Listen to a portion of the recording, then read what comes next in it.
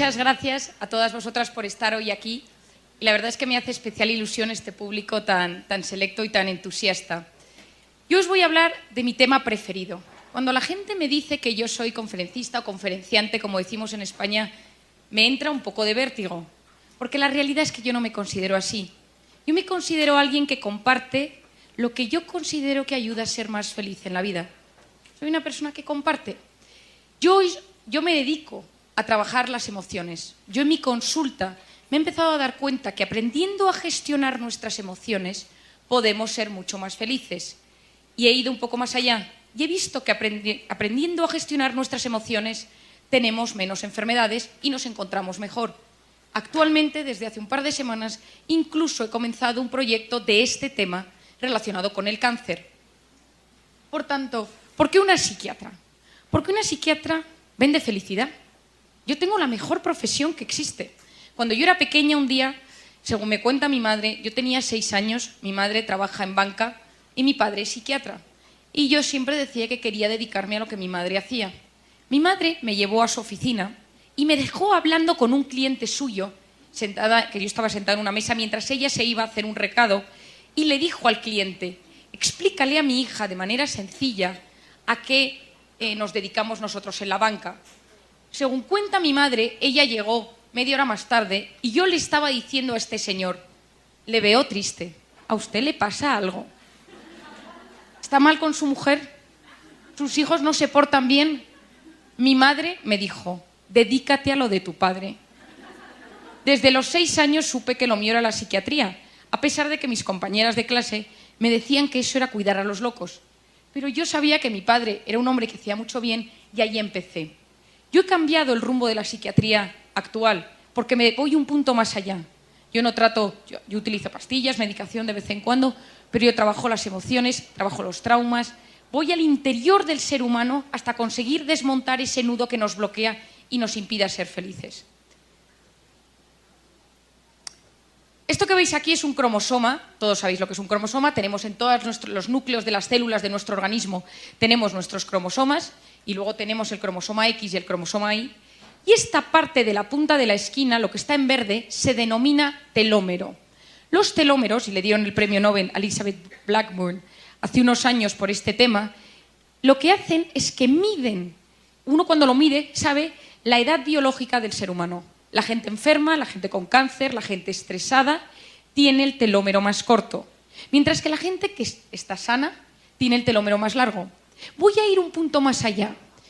Como decían al presentarme, yo trabajé en Camboya sacando niñas de la prostitución infantil.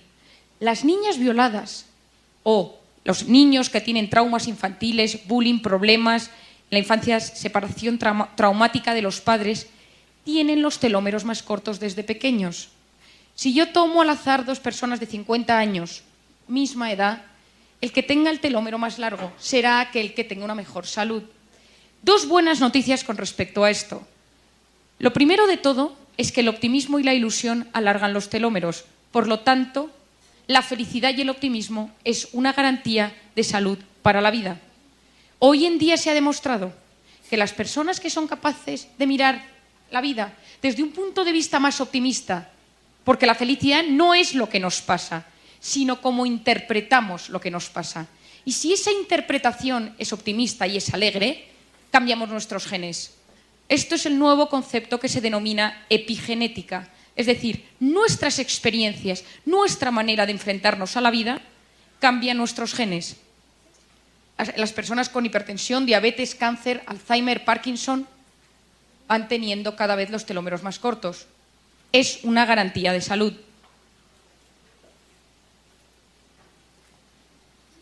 Hablar de felicidad es hablar del sentido que le damos a la vida. Lo que más me gusta es hablar de la felicidad porque todos aquí hemos venido porque queremos ser felices. No conozco a nadie que me diga: no, a mí no me importa ser un tío infeliz. Ese sí que está de tratamiento psiquiátrico fuerte. Porque en esta vida todos queremos ser felices. ¿Y qué es la felicidad? La felicidad no es hacer lo que uno quiere, sino querer lo que uno hace.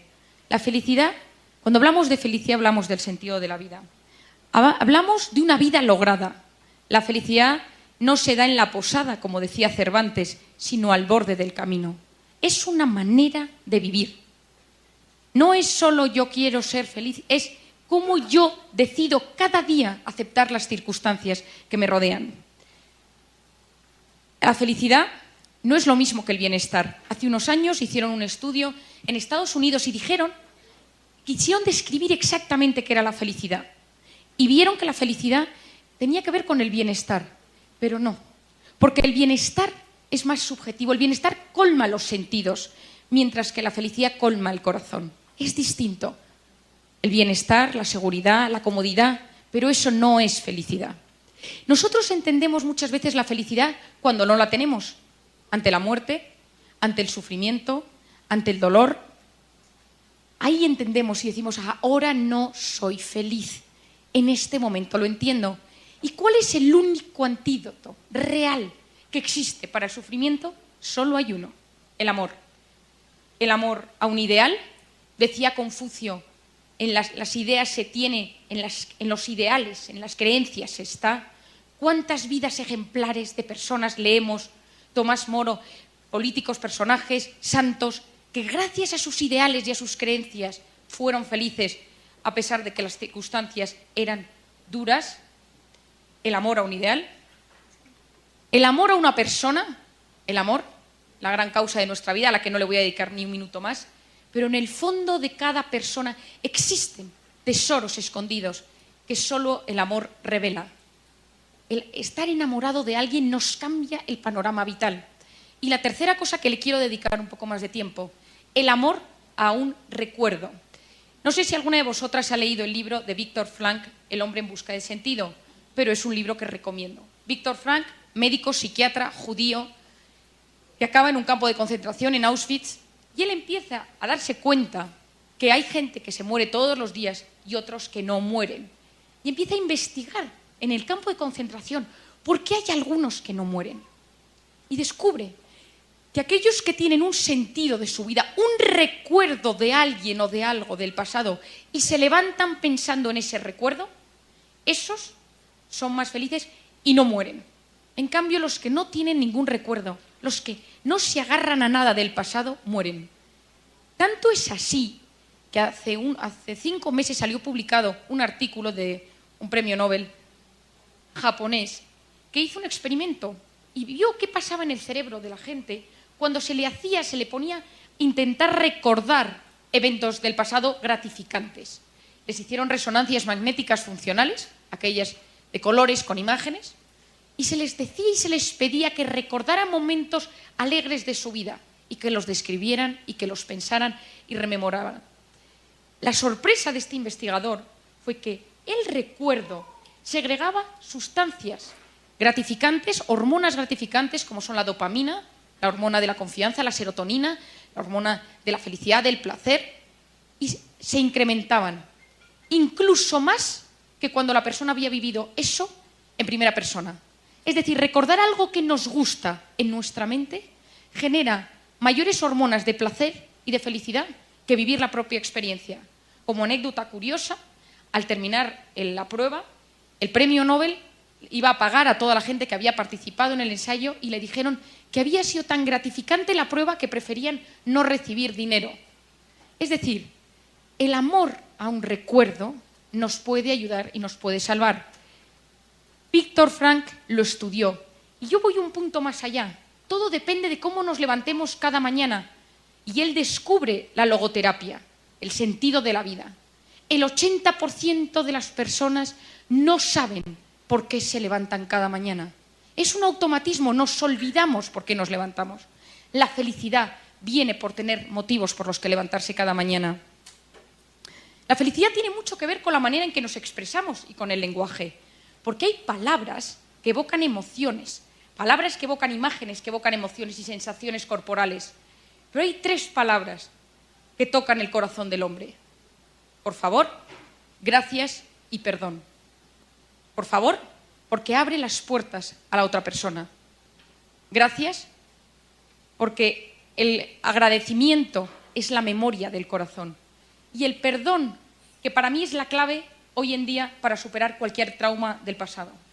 Cuando yo estuve en Camboya, yo tuve una experiencia muy dura, Yo estuve sacando niñas de los burdeles, de la prostitución, vi cómo violaban a niñas de 12, 13, 14 años. Escuché historias que me rompían y me resquebrajaban por dentro. Y en un momento dado pensé, ¿cómo puedo ayudar a estas niñas a que superen los traumas de su infancia? ¿Cómo puedo ayudar a una niña que ha sido vendida por su padre a un burdel, ve 40 clientes al día, le drogan y esta niña yo la saco del burdel? ¿Qué puedo hacer para que esta niña tenga una vida normal?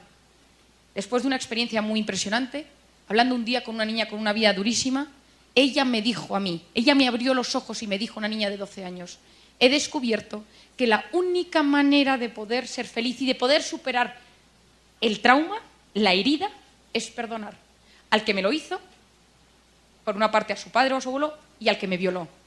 Y yo, toda mi terapia gira en torno al perdón. Perdonarnos a nosotros mismos por nuestros errores, que luego le dedicaré un momento, y perdonar a los demás, aprendiendo a entender la razón por la cual han sido así con nosotros. Como psiquiatra, en conclusión, ¿qué es la felicidad? La felicidad es vivir instalado en el presente, habiendo superado las heridas del pasado y mirando con ilusión al futuro. Aquellos que viven enganchados en el pasado son los deprimidos. Aquellos que viven angustiados por el futuro son los ansiosos. La depresión y la ansiedad, las dos grandes enfermedades del siglo XXI, donde se emplean más medicamentos hoy en día. Cuando tú le preguntas a alguien qué te preocupa, te habla del pasado o del futuro. Nos hemos olvidado de vivir en el presente. Esto es el equilibrio personal. Dejadme que os explique cómo funciona la mente.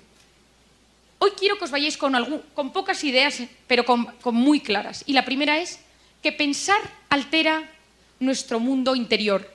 Nosotros podemos conseguir que las cosas sucedan solo con querer que sucedan. Si nosotros queremos que algo pase, puede pasar. Y voy a dar un ejemplo muy pequeño y muy tonto, pero que lo vais a entender todas vosotras. Yo cuando me quedé embarazada, iba por la calle y solo veía mujeres embarazadas. Y pensé, toda mi zona, todo mi barrio, todas las mujeres se han quedado embarazadas a la vez que yo. Cuando yo di a luz y paseaba a mi hijo por el parque, solo veía cochecitos y parques. Ya no había mujeres embarazadas en mi barrio. Hace unos meses tuve un esguince en el pie, iba la pata coja, iba con una especie de muleta. Solo había gente con muletas en mi barrio. Llegué incluso a pensar que me copiaban y hacían todo lo que yo quería. Todos vosotros habéis descubierto que si algo os interesa o estáis preocupados por algo, de repente todo a vuestro alrededor gira en torno a eso. Esa palabra, todo el mundo está hablando de ese tema. ¿Por qué sucede eso? Porque cuando queremos prestar atención a un tema, se activa una zona del cerebro que se llama el sistema reticular activador ascendente, no os quedéis con el nombre, por favor, el cual hace que nosotros podamos fijarnos y prestar atención en aquello que nos preocupa o que nos interesa. Por lo tanto, nosotros podemos hacer que las cosas pasen porque nuestro cerebro se activa para poder prestar más atención y captar eso que estamos buscando. Y eso es con el optimismo. Porque una persona optimista activa zonas cerebrales que se lo permiten. Os voy a contar una anécdota relacionada con esto. Hace unos años yo me fui a trabajar, me propusieron irme a las Naciones Unidas a ayudar en la entrega de unos premios a 10 mujeres que hubieran ayudado a mejorar los objetivos del milenio y los microcréditos. Era una entrega de premio a 10 mujeres. Esas mujeres eran Carolina Kurkova, Shakira, Hillary Clinton, la reina Nor de Jordania. El nivel era muy alto y yo iba acompañando a la directora de los premios por el tema del inglés y porque yo tenía un poco de tiempo libre y me parecía que era un plan que no podía faltar. El caso es que dos días antes de marcharme, yo estudiaba en la Universidad de Navarra, me encanta estar hoy aquí, estudiaba yo en la Universidad de Navarra, me llamó el rector, que yo no conocía por ese momento, y me dijo, necesito hablar contigo. Fui a verle, a su despacho, y me dijo, me he enterado que te vas a las Naciones Unidas una semana. Y le dije, sí, me voy a entregar unos premios, ayudar en la entrega de unos premios. Me dijo, te quiero pedir un favor. Si ves a Kofi Annan, entonces secretario general de las Naciones Unidas, dile que estudias en la Universidad de Navarra, que este año es el aniversario de la universidad, háblale de nosotros. Y yo pensé, yo a Kofi Annan no le voy a ver. Pero activé mi sistema reticular activador ascendente y dije, por si acaso, voy a ver si lo encuentro. Y siempre que quiero encontrarme con alguien, me lo encuentro. Porque la gente dice que tengo suerte, no es verdad. no es cuestión de suerte, es que siempre estoy abierta a que me pasen cosas. Y hago un paréntesis. Yo soy absolutamente fan de Chayanne. Me encanta. La canción de Torero ha impulsado grandes momentos en mi vida. Y ayer estaba en el hotel en el DF, estaba desayunando con alguien y me dice, oye, por cierto, ¿sabes que está Chayanne allí? Digo, es que claro, es que no podía ser de otra forma. Porque cuando uno quiere que algo pase, puede pasar. El caso es que yo me voy a las Naciones Unidas, por supuesto, no veo a Kofi Annan por ninguna parte, y cuando estamos en medio de la entrega de premios, salgo por la puerta de atrás y me voy al baño. Y me encuentro en el baño una señora rubita, blanquita así, mona, y yo, que como podéis observar tengo una cierta timidez, le digo, ¿qué tal? Digo, ¿viene usted a la entrega de premios? Me dice, sí. Le digo, ¿sabe cómo ir? Y sin que le dé tiempo a responder, le explico cómo funcionan las Naciones Unidas, a qué puerta se tiene que dirigir, quiénes son las premiadas, qué son los microcréditos, cuáles son los 10 objetivos del milenio. La señora me da las gracias muy educadamente y se marcha. Al cabo de un rato la vi en la sala al fondo y dije, pues la señora ha encontrado su sitio. Yo volví a España, no me había encontrado con Kofi Annan, y cuando yo volví en el avión, estaba yo sentada en turista y la directora del programa iba en business y yo tenía que entregarle unos papeles y le dije a la azafata, ¿le importa que me adelante un momento a entregarle estos papeles? Sí, no se preocupe. Voy hacia adelante, le entrego los papeles y cuando vuelvo por el pasillo, veo sentada en el pasillo a la señora rubia del baño. Y le digo, no me lo puedo creer, tampoco es que Nueva York sea tan pequeño. Digo, ¿do you remember me? ¿Se acuerda usted de mí? Sonríe, agarra la mano de la persona que tiene al lado y le dice, esta es la chica que me explicó cómo funcionan las Naciones Unidas. Era la esposa de Kofi Annan. Yo no sabía que Kofi Annan estaba casada con una mujer rubia blanca. No lo sabía. Le dije, Mr. Kofi Annan, mi nombre es Marian Rojas, estudio en la Universidad de Navarra. Cuando volví a España, llamé al rector y le dije, mensaje entregado. Si uno quiere que las cosas pasen, pueden pasar. Y esto es una de las ideas más importantes con las que quiero que os quedéis hoy. Ahora os voy a hablar de una hormona que a partir de hoy va a ser vuestra mejor amiga. En todas vuestras conversaciones vais a hablar de ella, que se llama el cortisol. Si ahora entra el bedel y dice ¡fuego!, todas nos levantamos y salimos corriendo a la puerta porque tenemos una hormona que es la hormona del estrés y la supervivencia que se llama el cortisol. Si no tuviéramos cortisol, nos quedaríamos sentadas y diríamos ¡ay! Pues vamos a ver cómo se quema el edificio, qué interesante. Por lo tanto, a pesar de que os voy a hablar de cosas muy negativas de esta hormona, es fundamental para la supervivencia. Es la famosa hormona que si uno se encuentra con un león delante, uno puede salir corriendo gracias a esta hormona. ¿Qué pasa? Que salimos fuera, nos dicen que hay fuego, estamos fuera y nos dicen, no, ha sido una falsa alarma, es que está estropeado el sistema de alarmas. Y nos volvemos a sentar 10 minutos después, todas en el mismo sitio, y yo sigo con mi conferencia. Ninguna se sienta de la misma forma. Todo el mundo está como inquieto. Uno tiene como una sensación rara. Nadie puede olvidarse que ha salido corriendo por un posible fuego. ¿Por qué? Porque la hormona del cortisol tarda entre 6 y 8 horas en bajar y volver a sus niveles normales. Es decir, el pico es muy rápido, la bajada es lenta. Si uno va conduciendo, manejando por estas calles tan apasionantes y sin tráfico de Guadalajara, y uno tiene un frenazo, aunque no se dé con el coche de delante, uno tiene una sensación, una opresión y dice, ¡ay! Me ha pasado algo, ¿no? Imaginaros que seguís aquí sentadas y entonces uno empieza a pensar, ¿y si en verdad no está estropeada la alarma? ¿Y sí que hay un incendio y se ha equivocado el bedel? Estamos aquí, ¿cómo voy a salir yo? Porque estoy en medio. Entonces tendría que levantarme y empieza a agobiarse y a pensar qué pasaría. Se produce solo con pensarlo el mismo pico de cortisol. Imaginaros que volvéis aquí 3 meses después a otra conferencia. La persona que ha estado así de agobiada dice, no, yo me voy a poner cerca de la puerta porque yo no me fío. Pero en ese momento alguien le dice, no, siéntate conmigo. Le sienta delante y se pasa toda la conferencia pensando, ¿y si hay un fuego? Se produce el mismo pico de cortisol. Es decir, solo con pensar en negativo nuestro cuerpo sufre exactamente como si eso estuviera sucediendo. Hace unos meses hice un experimento y se puso a voluntarios en una resonancia magnética funcional. Se les puso y se les dijo, imaginaros que os llaman para deciros ahora mismo que tu padre ha tenido un infarto. Imagínatelo.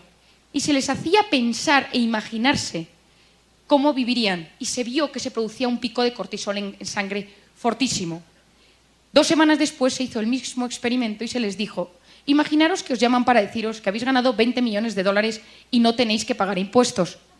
Y en ese momento se vio que solo con imaginarse lo positivo se elevaban las hormonas de la dopamina y serotonina. ¿Qué pasa cuando el cortisol está elevado constantemente? Porque estamos constantemente preocupados. No olvidemos que el 90% de las cosas que nos preocupan nunca, jamás suceden. Vivimos constantemente preocupados por cosas que no van a pasar, pero nuestro cuerpo está sufriendo como si esas cosas estuvieran sucediendo. ¿Qué pasa cuando el cortisol está elevado durante mucho tiempo por estrés, por preocupación, por tensión, porque tenemos un marido que no nos trata bien, porque tenemos una suegra terrible, porque nuestro hijo nos da problemas, porque tenemos algún tema económico que nos acucia? ¿Qué es lo que pasa con el cortisol? Que se eleva de manera crónica y produce 2 efectos. Uno a nivel físico y otro a nivel psicológico. A nivel físico, desde la punta de la cabeza a la punta del pie, pérdida de pelo, tiembla el ojo, problemas para tragar, como la sensación de tener una bola aquí, problemas intestinales, colon irritable, infecciones de repetición, artritis, fibromialgia, migrañas, parestesias, es decir, que las manos o los pies uno tiene sensación de que se duermen, incluso taquicardias, sensación de que falta el aire. Eso son los síntomas físicos. Y los síntomas psicológicos son un cambio en los patrones de sueño. Uno dice: yo llevo un tiempo que no descanso bien, no estoy bien, me acuesto pero mi cabeza no consigue parar la cabeza. O al revés, me levanto por las mañanas pero la sensación es de no haber descansado. O me levanto muchas veces por la noche y me despierto varias veces. Otro síntoma es fallos de memoria. Nosotros tenemos una zona en nuestro cerebro que se denomina el hipocampo, que es la zona de memoria y de retención de datos a corto plazo. El hipocampo, en su membrana, tiene muchos receptores de cortisol. Cuando uno está muy estresado y muy tenso, empieza a notar fallos de memoria. ¿Cuánta gente veo en mi consulta de 40 años que viene y dice: doctora, vengo por un inicio de Alzheimer? Eso no es Alzheimer, es estrés, tensión y hipocampo bloqueado por hormonas del cortisol. ¿Qué más sucede? Irritabilidad. El cortisol está muy encargado de la irritabilidad, esa sensación que tenemos de vez en cuando de que estamos enfadados con el mundo. Y de manera crónica, cuando esto sucede de manera crónica y el cortisol está constantemente elevado por estados de estrés crónico, uno llega a la depresión. Hay estados depresivos que tienen que ver con la ansiedad. Gente que dice: yo llevo 20 años tratada con antidepresivos, cuidado, que eso no es una depresión. Gente que dice: no respondo a antidepresivos, tengo una depresión, cuidado, que puede ser estados de estrés crónico y hay que tratar con otro tipo de medicación. ¿Cuáles son las maneras de librarnos del cortisol tóxico que tenemos en nuestro organismo? 5 consejos. El primero es hacer ejercicio. ¿Cuánta gente no puede ir a dormir? Y esto pasa seguro que con alguno de vuestros hijos o maridos, que salen muy estresados del trabajo y si no van a correr, si no van al gimnasio, si no hacen algo de ejercicio, no consiguen dormir. En España, en la calle Serrano, que están todos los bancos y los bufetes de abogados, hay un gimnasio que está ocupado desde las 8 hasta las 11 de la noche, lleno de ejecutivos, banqueros, abogados, etc. ¿Por qué? Porque el cortisol, cuando uno hace ejercicio, se elimina a través del hígado. Y por eso esa sensación, cuando uno ha hecho un día ejercicio, ha ido a correr, ha jugado un partido de tenis, ha nadado, que uno dice: ¿por qué me encuentro tan bien? Porque hemos eliminado mucho tóxico dentro de nuestro organismo a la vez que se generan endorfinas. El segundo consejo es detectar quién cerca de nosotros es una persona tóxica. Todos tenemos a alguien cerca de nosotros que es tóxico. ¿Y qué es una persona tóxica? Esa persona que cuando nosotros llevamos 10 minutos con ella, nos ha enfadado, nos ha cambiado el ánimo, tenemos ganas de pegar a alguien, nos ha vaciado la batería de nuestro organismo. Hay gente que tiene esa fuerza. Lo malo es cuando es nuestro marido, porque lo tenemos todo el día ahí. Si es una persona a la que vemos una vez al año, no hay problema, porque la gente que ves una vez al año, pues más o menos la controlas. Pero ¿qué pasa cuando tienes una persona tóxica con la que vives todos los días? Esa gente tiene la capacidad de deshacerte, de desestabilizar tu día con una frase, una mirada. Y lo más importante es decir: ¿quiénes son las personas tóxicas de mi vida? Porque cuando uno sabe quiénes son las personas tóxicas, uno puede trabajar con ello. ¿Cómo se lidia con una persona tóxica? Yo siempre digo que hay dos cosas. La primera es decir, ¿es un tóxico universal? Es decir, ¿todo el mundo le ve tóxico? ¿Todo el mundo piensa lo mismo de él? ¿O es un tóxico personal? Es decir, hay gente que le cae muy bien, hay gente que se lleva muy bien con esta persona, pero yo no le puedo soportar. No tiene nada que ver, porque si es un tóxico universal, pues bueno, quizá haya que eliminarle, pero esa persona, el tóxico universal, tiene un problema, porque tiene un problema personal, porque segrega esa mala vibración a todo el mundo. Pero cuando es un tóxico que es para nosotros, especialmente para nosotros, yo siempre digo que hay que hacer dos cosas. La primera es, ¿por qué me afecta tanto lo que me dice? ¿Y qué me genera lo que me dice? Es decir, si yo os voy a dar un ejemplo. Yo tengo una amiga mía que siempre que estoy con ella es muy tóxica. Y no sé por qué cuando llevo 10 minutos con ella me quiero ir. Y eso que yo manejo muy bien estas situaciones, pero tiene algo. Entonces el otro día empecé a analizarlo y dije, la primera cosa que pasa es que ella cuando está conmigo no, me ignora, no me habla, dice cosas que saben que me pueden herir, pero sin mirarme diciéndoselo a otro. Es decir, tengo motivos para saber que es una persona tóxica en mi vida, pero a mí esa persona consigue hacerme muy vulnerable, porque durante el tiempo que estoy con ella me quedo muy triste y me quedo muy apagada. Entonces yo dije, ¿por qué hace ella esto conmigo? ¿Y por qué esto me afecta a mí? ¿Por qué lo hace conmigo? Me di cuenta que ella se sentía insegura conmigo, entonces me atacaba de manera indirecta. Y por otra parte, a mí ella, en público, me hace sentir vulnerable porque ataca mis puntos débiles. Entonces hice dos cosas. La primera fue que cuando yo la veía, yo me acercaba a ella y le decía algo muy positivo, qué mona te veo, me encanta tu chaqueta, cosas que pudieran gustarle, o sea, que bloqueaba su ataque. Y por otra parte, yo me puse un impermeable psicológico. Y cuando yo estaba con ellos, estaba como una especie de burbuja en la cual sus palabras resbalaban por fuera. Y funcionan. Por otra parte, al igual que hablo de las personas tóxicas, tenemos que detectar quiénes son las personas vitamina, que son aquellas que con estar con ellas 10 minutos, un día que estamos tristes, preocupados, angustiados, sabemos que tienen la capacidad de devolvernos la salud, la vida y la alegría. Y tenerlas detectadas porque existen en nuestras vidas. Y hay momentos y etapas en las que estamos mal y decimos, es que llamaría a esta prima mía que me cae tan bien, pero no la quiero molestar. Perdona, pero una persona vitamina está hecha para esto, para que te ayude en los momentos que lo necesitas. El tercer consejo son los pensamientos positivos.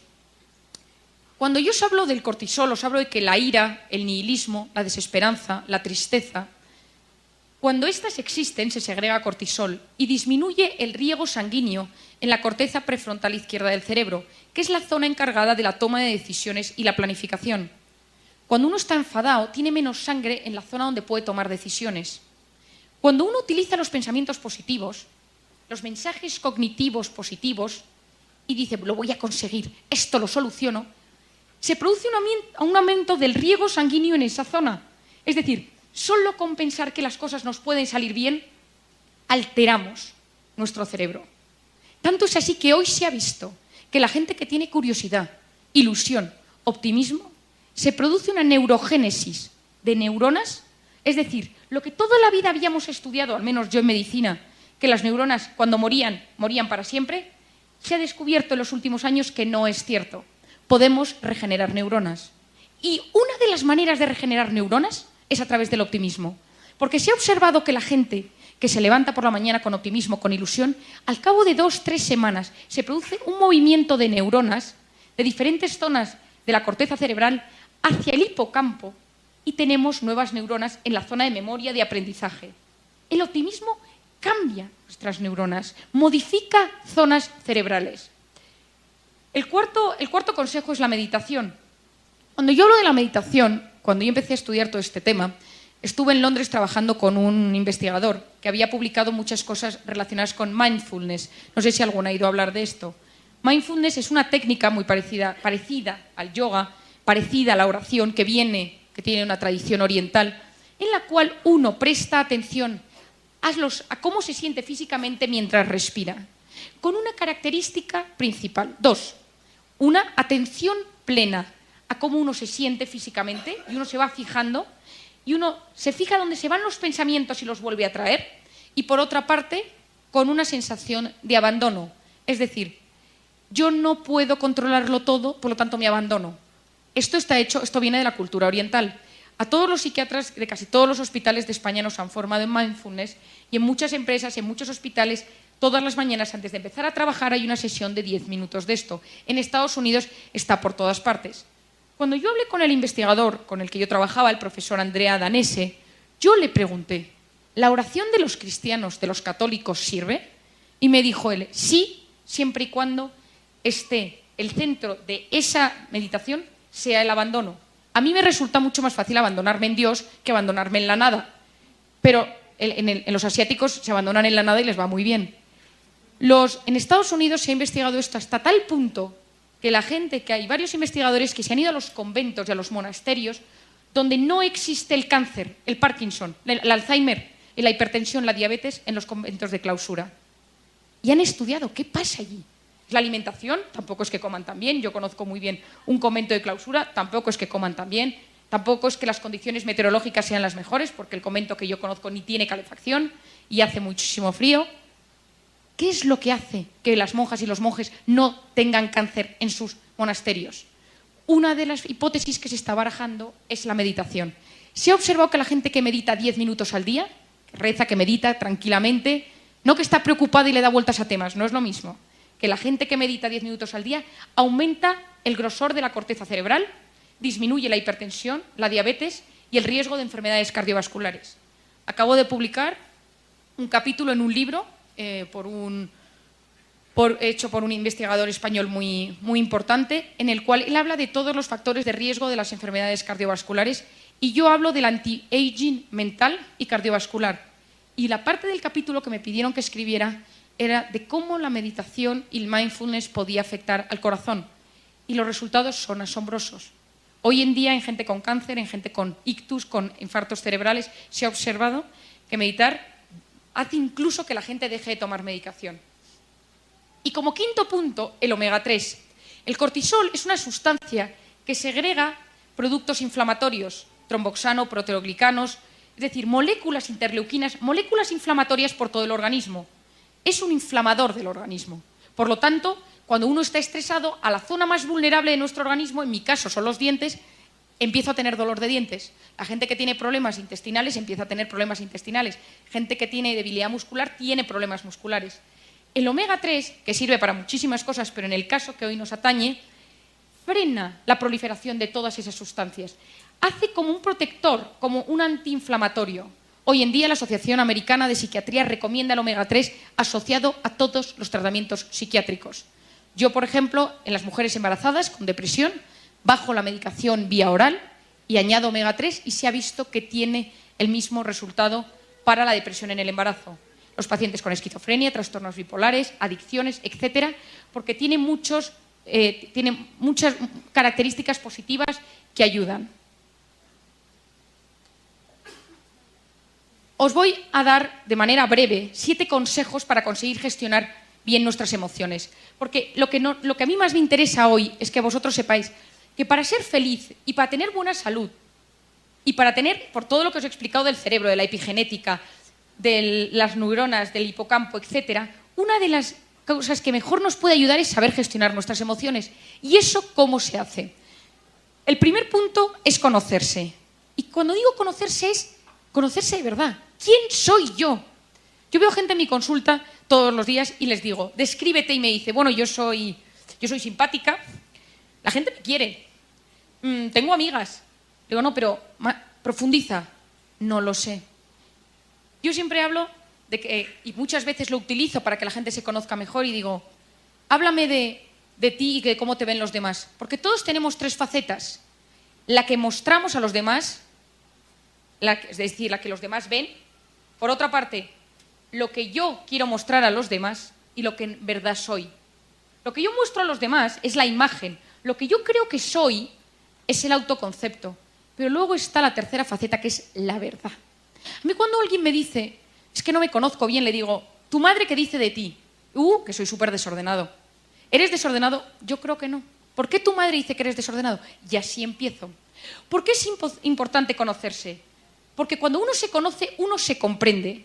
Cuando uno se comprende, uno se acepta. Y cuando uno se acepta, uno puede superarse. Conocernos, comprendernos, aceptarnos y superarnos. Es imposible superarse si uno no se conoce. El segundo punto clave, importante, y más hoy en un perfil de mujeres, con los hombres esto lo hablo de otro tema, cuidado con el exceso de autocrítica y exigencia.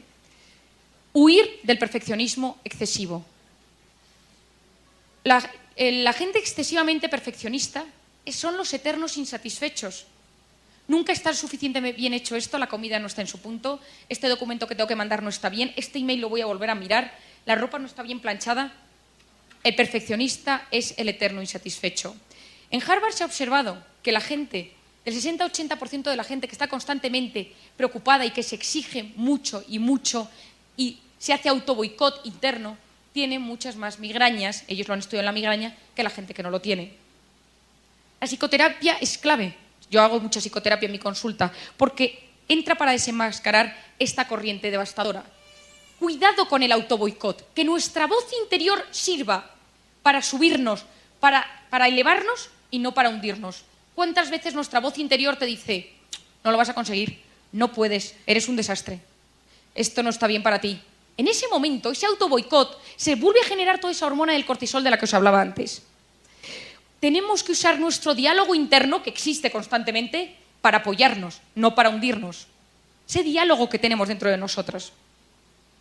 Tal Ben Shahar es un psicólogo israelí que imparte la asignatura más concurrida de la Universidad de Harvard, que es Cómo ser feliz. Y él habla de esto, y él dice una cosa, que es, si quieres triunfar más y ser más feliz, debes empezar por fracasar el doble. Y sobre todo, por aceptar el fracaso. No pasa nada por de vez en cuando caer. Yo admiro a la gente que ha caído y que se ha recuperado. El éxito oculta lo que la derrota enseña. Y es así. La gente exitosa no se da cuenta de nada. En cambio, los que han bajado y se han recuperado, eso sí. Por lo tanto, en esta vida no tenemos que negarnos a, de vez en cuando, poder caer. Evitar ser perfectos a todas horas porque no existe el perfecto. Y toda la gente perfeccionista está intoxicada por cortisol porque está constantemente preocupada. Y ya como sabemos de hace unos minutos, los preocupados son gente mucho más amargada. De hecho, los preocupados van siempre juntos, los amargados van de la mano. En cambio, la gente feliz se ilusiona uno con otro. 3. Fijarnos metas y objetivos. Necesitamos saber qué queremos hacer con nuestras vidas. ¿Cuál es mi meta? ¿Cuál es mi objetivo? Yo siempre digo, echa tu mente al aire, piensa en alto, piensa en grande, actúa en pequeño. Piensa en grande, actúa en pequeño. Cuando yo era pequeña, yo tengo un hermano que falleció y para mí fue algo muy triste. Y mis padres me lo explicaron diciéndome, Marian, tu hermano está en el cielo. Y me explicaron que el cielo existía y que había muchos cuartos y que mi hermano estaba en un cuarto con un montón de juguetes. Y yo me quedé muy tranquila porque la explicación me sirvió. Mi abuelo era un gran fan de los Beatles y me ponía los Beatles siempre. Y un día estábamos escuchando los Beatles y yo ya hablaba inglés. Me puso la primera canción, que es Imagine There's No Heaven. Y yo dije, que es imagínate que no existiera el cielo. Y yo le dije a mi abuelo, ¿por qué los Beatles? ¿Por qué John Lennon puso que no existe el cielo cuando yo sé que existe el cielo porque mi hermano está ahí? Mi abuelo, sin despeinarse, me dijo, siempre que estáis en contra de algo de los Beatles, la culpa la tiene Yoko Ono. Yo en ese momento dije, el día que vea a Yoko Ono, meta, le diré lo que pienso. Porque yo a Yoko Ono se lo voy a decir. ¿Qué pasa? Que unos meses más tarde, unos años más tarde, estando el famoso Día de las Naciones Unidas que les contaba, estaba yo allí y de repente me llama la directora y me dice, oye, Marian, ¿dónde estás? Y le digo, en la puerta de las Naciones Unidas. Y me dice, está llegando Yoko Ono. Dice, ¿te importa atenderla tú y llevarla a la sala? No, por supuesto que la llevo yo. Me fui a la puerta, agarré a Yoko Ono, señora rara donde las haya, libro de psicopatología abierto, íbamos paseando por el pasillo que llevaba a la sala y le dije a esta señora, mire, yo tenía muchas ganas de hablar con usted desde hace 20 años, porque era mi meta. Yo le dije, yo soy fan, como todo el mundo le habrá dicho, de los Beatles, pero yo no entiendo por qué en la canción de Imagine dice que no hay cielo, cuando el cielo sí que existe.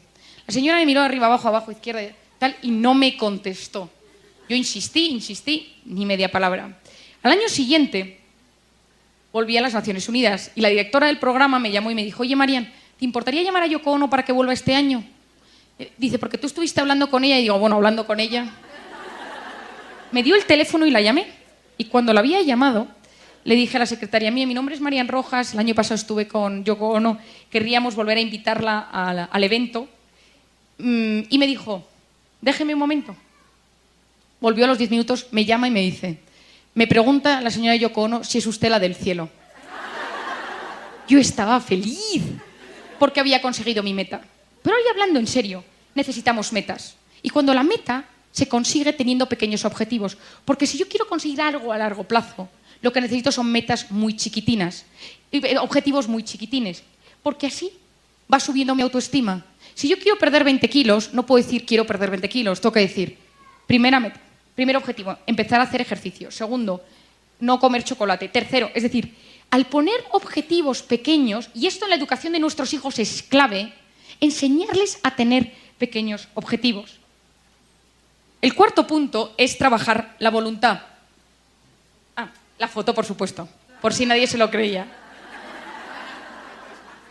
El cuarto punto es trabajar la voluntad. Hay un libro que os recomiendo, de mi padre, pero es que es muy bueno el libro, que se llama La conquista de la voluntad. Cómo conseguir lo que te has propuesto. Mi padre, en su libro de La conquista de la voluntad, que lo sacó hace 20 años, ya vendió varios millones de ejemplares, explica que una persona con voluntad llega más lejos que una persona inteligente. Y explica cómo el orden, la constancia, en la cabeza, en las acciones, en el plan, puede cambiar nuestra vida. Hace unos meses, el investigador de la Universidad de Columbia, Walter Mischel, ha sacado un libro que se llama El test de la golosina, The Marshmallow Test, en el cual él hizo un experimento hace 30 años, puso a unos niños con un plato con un marshmallow, con una gominola, y les dijo, si puedes esperar 10 minutos a tomártelo, te doy 2. Hubo niños que se lo tomaron y otros que no. Y lo siguió durante 30, 40 años. Y observó que de esos niños, los que habían aguantado con 4 años a la segunda gominola, tenían vidas más plenas, menos problemas, menos enfermedades, más dinero, mejor situación socioeconómica. Es decir, la voluntad es clave para conseguir lo que uno se ha propuesto. Trabajar la capacidad de posponer la recompensa. El quinto punto es la asertividad. ¿Qué es la asertividad? Es el punto intermedio entre pasividad y agresividad. Es decir, di sí cuando quieras decir sí, di no cuando quieras decir no. ¿Cuántas veces nos pasa, yo creo que a las mujeres incluso mucho más, que vas a un sitio pero no querías ir, pero te da pena decir que no querías ir, o te pones algo porque sabes de ropa que sabes que a tu madre le gusta, pero no te sientes bien, pero por ella te lo pones, o te compras algo que... Eso genera gran cantidad de cortisol, porque estamos actuando en contra de lo que somos y estamos constantemente haciendo lo que los demás quieren que hagamos nosotros sin ser así. Yo siempre cuento una anécdota. Cuando yo salía por la noche con mis amigas, a mí no me gustaba, yo era de las que cuando la noche ya 2 de la mañana, 3, 2, 1:30, 4, y ya veía que para mí ya se había acabado, decía, me voy. Y todo el mundo me decía, ¿ya? Y yo, es que me quiero ir ya, no te vayas. Entonces muchas veces me quedaba porque mis amigas querían que me quedase a las 4 de la mañana con ellas 1 hora más, sin hacer nada, porque esas, por la noche, nada, no hay nada que hacer. Hasta que una mañana me levanté y dije, se acabó, porque yo notaba que al día siguiente me levantaba enfadada conmigo misma, porque no había tenido la asertividad de decir las cosas. Entonces yo decía, es que estoy cansada. Es decir, que digamos las cosas con nuestros maridos, con nuestros hijos, cuando las cosas nos sientan mal, que seamos capaces de decir sí cuando queremos decir sí, y no siempre, por supuesto, políticamente correcto y con educación. Pero es fundamental. Yo siempre lo explico de una manera muy sencilla. Si yo tomo a alguien y le digo, ¿qué chaqueta tan fea llevas?, esta persona reacciona de 3 maneras. La primera es que me diga, fea tú, es decir, ella se pone un muro y me ataca. La segunda es que ella se quede con la idea en la cabeza y empiece, ¿no le ha gustado mi chaqueta? ¿Por qué? Pues es bonita. Y se va a su casa y dice, con la ilusión con la que yo me había puesto la chaqueta, tal, y empieza a darle vueltas y a darle vueltas y a darle vueltas. Y la tercera opción es que esta persona diga, no me ha gustado lo que me ha dicho, que se vaya y que cuando vuelva, al cabo de un rato me diga, ¿por qué no te gusta mi chaqueta? Y le digo, no, es que a mí el verde no me sienta bien. A ti te queda muy bien, pero a mí no me sienta bien. Entonces, nosotros, si nos quedamos todo dentro, es como que nos tragamos clavos y hay que sacarlos. Más vale sacar un clavo y que haga daño a tener clavos dentro. No, a mí nada me afecta, todo me lo quedo para adentro. Esa persona que te está diciendo eso, migrañas, colon irritable, fibromialgia, dolores, o ya incluso cáncer. Cuidado, aprender a gestionar nuestras emociones es aprender, gracias a la asertividad, a expresar cómo nos sentimos. El sexto punto es la inteligencia emocional, que es la clave. ¿Qué es la inteligencia emocional? La inteligencia emocional es la capacidad de entender nuestras emociones, la capacidad de ponernos en el lugar del otro, la capacidad de empatizar. Lo contrario son los alexitímicos. A, partícula negativa, lexos, lenguaje, timia, emociones, la incapacidad para expresar las emociones. Y muchos de vuestros maridos lo tienen, porque es muy común entre los hombres. Es decir, los hombres, ¿qué tal estás? Bien, bien. ¿Te pasa algo? No, no. En cambio, nosotras tenemos muchísima más inteligencia emocional. Entendemos a nuestros hijos, entendemos cómo se sienten, entendemos qué quieren. Yo estuve estudiando mucho tiempo. Cuando yo di a luz, tengo un bebé de 10, 11 meses, y cuando di a luz mi mente cambió completamente, aparte de que no me acordaba de nada, dije, ¿qué ha pasado con mi cerebro? Me lo han transmutado. Y empecé a estudiar y a investigar qué había pasado con mi cerebro. Descubrí muchas cosas, pero la más importante que quiero transmitiros hoy, para que vosotras también entendáis como madres cómo sois, es que durante el embarazo hay células del bebé que se quedan implantadas en el cuerpo de la madre y en el cerebro de la madre. Esa es una de las razones por las cuales nosotras sabemos cómo están nuestros hijos. Cuando nosotros decimos, a Pepito le pasa algo, y marido dice, yo le veo igual que siempre, y tú dices, no, le pasa algo. Y efectivamente, vas a Pepito y a Pepito le pasa algo. Y tu marido dice, ¿cómo lo sabes? ¿Lo sabes? Nosotras tenemos una inteligencia emocional mucho mayor.